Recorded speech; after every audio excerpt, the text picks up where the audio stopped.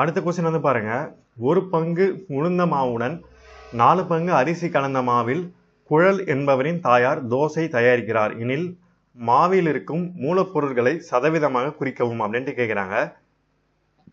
குழல் mother makes dosa by mixing the batter made from 1 portion of urad dal with 4 portions of rice. இப்போ பாருங்க, உரத் தால் அப்புறம் rice. உரத் தால் எவ்வளோ? 1 portion, ரைஸ் வந்து 4 portion. அப்போ உளுந்து வந்து 1 portion, ரைஸ் வந்து 4 portion. Represent each of the ingredients used in the batter as percentage. So இது மொத்தம் எவ்வளோ? டோட்டல் எவ்வளோ? 5. இவங்க என்ன கேட்குறாங்கன்னா, இது each of the ingredients as percentage அப்படின்ட்டு கேட்குறாங்க. ஸோ மாவில் இருக்கும் மூலப்பொருட்களை சதவீதமாக குறிக்கும். அப்போ தனித்தனியாக கேட்குறாங்க. அப்போ உளுந்து எவ்வளோ அப்படின்னு பார்த்தீங்கன்னா 5ல் 1 பங்கு இன்ட்டு 100. அப்போ போட்டிங்கன்னா 20%. சரிங்களா? 1 times are 5, 25 are 100, 20%. சரிங்களா? அதேமாரி ரைஸில் 5ல் 4 பங்கு இன்ட்டு 100 போட்டிங்கன்னா 1 times, இது 20 times, அப்போ 80%. அப்போ உளுந்து வந்து 20%, ரைஸ் வந்து 80%. இதான் வந்து இதற்கான ஆன்சர். சரிங்களா?